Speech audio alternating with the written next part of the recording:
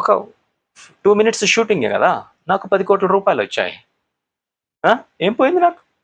కానీ నా కారణంగా ఎంత అన్యాయం జరుగుతుంది, ఎంతమందికి డ్యామేజ్ జరుగుతుంది అది నేను గమనించాను. సో ఇక్కడ నేను పాపం చేశాను, I have committed sin. So మీరు రెస్పాన్సిబుల్ చైర్లో ఉన్న మీరు నన్ను నిందించకండి. మీరు ఎందుకు చెప్పారు, మీరు ఇన్ఫ్లుయెన్సర్, మిమ్మల్ని నమ్మే వాళ్ళు మీ కారణంగా జీవితాలు నాశనం చేసుకుంటున్నారు. ఒకడికి క్యాన్సర్ రోగం వచ్చింది, మీరు సిగరెట్ తాగమన్నారు కాబట్టి వాడు ఆత్మహత్య చేసుకున్నాడు, మీ కారణంగా ఆత్మహత్య చేసుకున్నాడు, నేను మిమ్మల్ని శిక్షిస్తాను, ఇదా? లేదు అంటే అసలు సిగరెట్ కంపెనీనే బ్లాక్ చేసి పారేస్తే అసలు సిగరెట్ బిజినెస్ని తీసి పారేయటం కరెక్టా? ఇక్కడ తప్పు గవర్నమెంట్దా నాదా? నేను ఇన్ఫ్లుయెన్సర్ సార్, నేను డబ్బు సంపాదించుకుంటాను, నేను సంపాదించుకున్న నా 10 కోట్లకి నేను మీకు ట్యాక్స్ కూడా కట్టుతాను. నేను ఎక్కడ ఇల్లీగల్ ఉన్నాను, నేను లీగల్గా ఉన్నాను సార్. ఈ ధర్మం అధర్మం అనేది అదేమి రాజ్యాంగంలో లేదు, ఏమి న్యాయ విశ్లేషణలో ధర్మం అధర్మం అనేది లేదు, రైట్? అదే కదా difference. Whether Ambanis or Tatas, difference is that legality morality. నేను లీగల్గా ఉన్నాను సార్, నేను డబ్బు సంపాదించాను, నా బ్యాంక్కి వచ్చింది, ట్రాన్స్ఫర్ వచ్చింది, నేను బ్లాక్ మనీ తీసుకోలేదు, దానికి నేను ట్యాక్స్ కడతాను లేదా కట్టేశాను. నేను ఎక్కడ ఇల్లీగల్ చేశాను? లీగలే కదా నేను. ఒకవేళ మీరు తప్పు అంటే సిగరెట్ని బ్యాన్ చేయండి, సిగరెట్ ప్రొడక్షన్ని బ్యాన్ చేయండి. ఎక్కడ సిగరెట్ అయినా ఉంటే అక్కడ యాక్షన్ తీసుకోండి. అక్కడ మీరు బుల్లెట్ పెట్టి కాల్చారు అంటే ఇక్కడ మీరు సిగరెట్ తాగండి అని చెప్పే అవకాశం ఉంటుందా? ఉండదు కదా. సో సిగరెట్ కారణంగా ప్రజానీకానికి అన్యాయం జరుగుతోంది, అనేక మంది ఆత్మహత్యలు చేసుకుంటున్నారు, అనారోగ్యానికి గురవుతున్నారు అని మీరు అనుకున్నప్పుడు చేయాల్సిందేంటి? నన్ను ఆపటం కాదు. ఓకే, నన్ను ఆపేస్తారు లేదా నా మీద సంథింగ్, ఇంకొక యాక్టర్ వస్తాడు, ఇంకొక హీరో వస్తాడు కదా. సో అమితాబ్ బచ్చన్ గారు ఉన్నారు అక్కడ, చిరంజీవి గారు ఉన్నారు. సో వాళ్ళు కూడా వచ్చి ఈ సిగరెట్ తాగండి, మీకు బాగుంటుంది, మనశ్శాంతి ఉంటుంది, ఏదో చెప్తారు. సో ఎంతకాలం ఎంతమందిని మీరు నిందిస్తారు ఇలాంటి ఇన్ఫ్లుయెన్సర్స్? అసలు ఆ సిగరెట్ ప్రొడక్షనే మీరు ఆపేసేస్తే నేను ఇన్ఫ్లుయెన్స్ చేసే అవకాశమే రాదు కదా సార్. సో ఈ బెట్టింగ్ యాప్స్ కంపెనీస్ ఏంటో, ఈ బెట్టింగ్ యాప్స్ ఎక్కడ పూర్వోత్తరాలు ఏంటో వాటిని వేళ్లతో పెకిలించి పడేసేయండి సార్. ఇన్ఫ్లుయెన్సర్స్కి అవకాశమే ఉండదు. Anvesh brother, my dear brother Anvesh గారు కూడా ఆయన ఆ బాధలో కొన్ని పదజాలం బూతులు మాట్లాడారు, కొంచెం దట్స్ ఓకే, కానీ అది ఆయన బాధ, ప్రజలకి జరుగుతున్న బాధ. అది ఆయనకి అవకాశం రాకూడదు అంటే, ఇన్ఫ్లుయెన్సర్స్ కూడా తప్పు చేయకూడదు అంటే, వాళ్ళు చేసేది తప్పు అని మీరు అన్నప్పుడు అది చేయటం ఎక్కడి నుంచి మొదలవుతుందో ఆ పూర్వోత్తరాన్ని వేళ్లతో పెకిలించేసాడు. బెట్టింగ్ యాప్స్ అని లేకుండా చేయాలి. ఇన్ఫ్లుయెన్సర్స్ అనేవాళ్ళు ఇన్ఫ్లుయెన్స్ చేసే అవకాశమే ఉండదు, అవసరమే ఉండదు. డబ్బు సంపాదించుకోవాలనుకుంటే చాలా మార్గాలు. మొన్న సజ్జనర్ గారు అండ్ అన్వేష్ గారు మాట్లాడుకునేటప్పుడు అన్నాడు, బ్యాంకాక్ పిల్ల, బ్యాంకాక్ అమ్మాయి, ఒక అమ్మాయి అని పచ్చళ్ళు అమ్ముతుంది, ఈ ఆమ్లెట్ చేసుకోవడానికి ఈ వెసెల్ అమ్ముతుంది. అయినా చాలా మార్గాలు ఉన్నాయి. ట్యూషన్స్ చెప్పుకోవచ్చు, మీకు చదువు వస్తే ట్యూషన్స్ చెప్పుకోవచ్చు, ఇంకో పని చేయొచ్చు. మీరు లోపలికి తినే అన్నం గర్వంగా, కాన్ఫిడెంట్గా నేను స్వర్గానికి వెళ్తాను, నెక్స్ట్ జన్మ నాకు కావాల్సినంత ఏది నేను కోరుకుంటే ఆ జన్మ నాకు దేవుడు ఇస్తాడు, అలాంటి ఒక ముముక్షువుగా నాకు మోక్షము దొరుకుతుంది అనేటటువంటి కాన్ఫిడెన్స్తో మీరు జన్మ తీసుకుంటారా? లేదు అంటే పాపం ఎవరేం పోతే నాకేంటి, నేనైతే తింటాను. మురారి సినిమా చూసే ఉంటారు కదా, కృష్ణవంశీ గారు, మహేష్ బాబు గారు. నాకు బాగా ఇష్టమైన డైలాగ్, నేను ఇప్పుడు సంకల్పించుకుంటున్నాను, రైట్? అదే నా ట్రైనింగ్స్లో చెప్తాను, యద్భావం తద్భవత్, యద్భావం తత్కర్మ, సద్భావం సత్కర్మ, సత్కర్మ సత్ఫలం. సో నేను ఇప్పుడు సంకల్పించుకుంటున్నాను అంటాడు. ఆ సంకల్పించుకోవాల్సిన అవసరం ఎందుకు వచ్చింది? 7 తరాల నుంచి ఆ శాపం ఎందుకు వెంటాడింది? ఎప్పుడో ప్రకాష్ రాజ్ అంటే కొన్ని 7 తరాల క్రితం వంశంలో ఒక క్యాండిడేట్ ఒక పాపం చేశాడు, అది తర్వాత అమాయకులకి కూడా వెంటాడింది. అక్కడ అమాయకులు ఇన్ ద సెన్స్ ఆ జన్మలో ఆస్తుల అమాయకుడు అయ్యిండొచ్చు, కానీ ఆ రక్తం అయితే మాత్రం ఎక్కడి నుంచో వచ్చింది, దానికి ఇనుము ఉంది, ఆ కర్మ అనేటటువంటి అయస్కాంతానికి అతుక్కొని తీరుతుంది, ఖచ్చితంగా అతుక్కొని తీరుతుంది. Whether you do good, whether you do bad.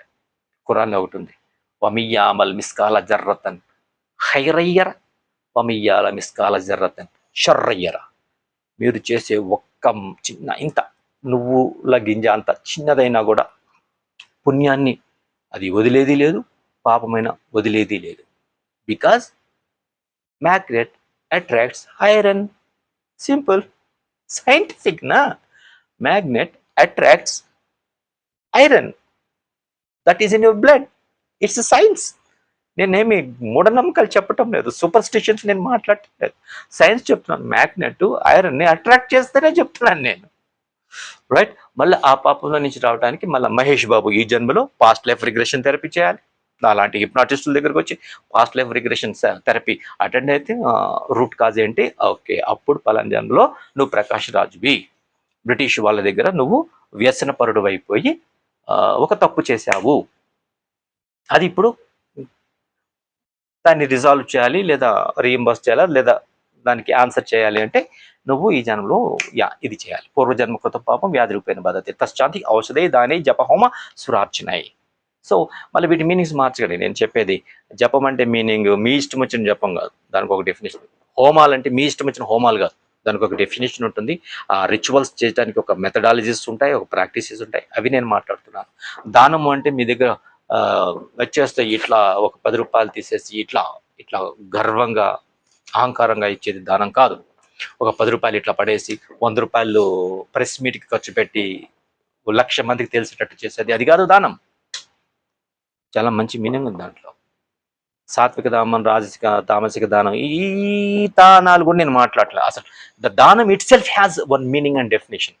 ఆ తర్వాత దానికి సాత్వికమా రాజసికమా తామసికమా అది మీరు తర్వాత జోడించుకుందరు కానీ, రైట్? సో అప్పుడు ఆ పాస్ట్ లైఫ్ రిగ్రెషన్ థెరపీలో అసలు నువ్వు చేసింది ఏంటో నీకు తెలియాలి. ఇప్పుడు అప్పుడు నువ్వు చేసిన తప్పు ఏంటో ఇప్పుడు నీకు తెలియాలి. ఎప్పుడైతే నీకు తెలిసిందో దట్స్ ఇట్, అప్పుడే పరిష్కారం వచ్చేసింది. Enough enough. సో అప్పుడు దానికి సంబంధించిన ఏంటి సొల్యూషన్, ఏంటి విరుగుడు, ఏంటి వాట్ ఈస్ ద యాంటీడోట్ మీకు బయటపడుతుంది.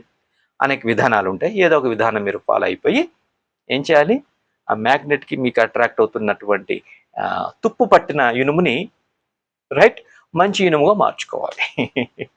అంటే సిన్ఫుల్ డీడ్స్ యొక్క ఎఫెక్ట్ని రివర్స్ చేసి బ్లెస్డ్ డీడ్స్గా మార్చుకోవాలి. సో మీరు 10 మంది దగ్గర అన్నాన్ని కొట్టేసి మీరు తినటం కారణంగా ఈ జన్మలో మీకు 10 రోజులు అన్నం దొరకకపోయి ఉండొచ్చు.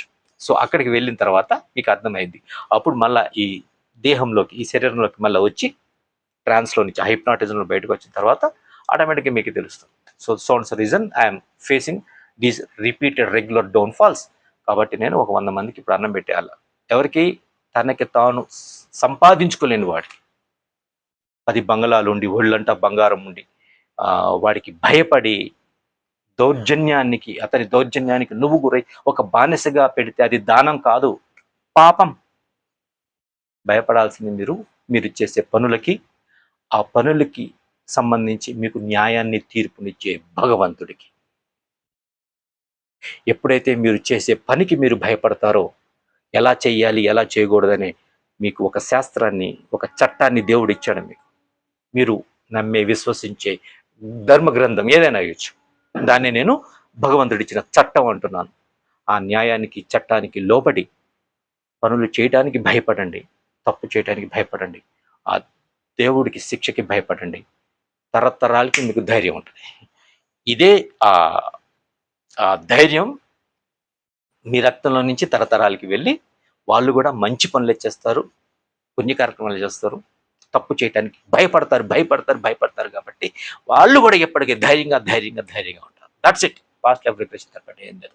సో ఇప్పుడు నేను ప్రభుత్వాలనే నేరుగా అడుగుతున్నాను, మీరు బెట్టింగ్ యాప్స్ని నిర్వహించే సంస్థలనే శిక్షిస్తే, అవి జరగకుండా చేస్తే, అసలు ఇన్ఫ్లుయెన్సర్స్కి బెట్టింగ్ యాప్స్ గురించి ఇన్ఫ్లుయెన్స్ చేసే అవకాశం ఎక్కడ దొరుకుతుంది? మీరు అక్కడి నుంచి, ఆ వేళ్ల నుంచి, మీరు రూట్స్ నుంచి మీరు కట్ చేయండి తప్ప ఇన్ఫ్లుయెన్సర్స్ని ప్లీజ్ అది ఆటోమేటిక్గా సెట్ చేయండి. ఇన్ఫ్లుయెన్సర్స్ న్యాయంగా ధర్మంగా ఎట్లా సంపాదించుకోవాలో వాళ్ళు కూడా దారెత్తుకుంటారు. ఈజీ మనీ కాదు, ఒక రైచస్ మనీ, న్యాయమైన ధర్మమైన సంపాదన అనేది వాళ్ళకు కూడా వస్తుంది. Stay tuned. Yours secular show. Thank you.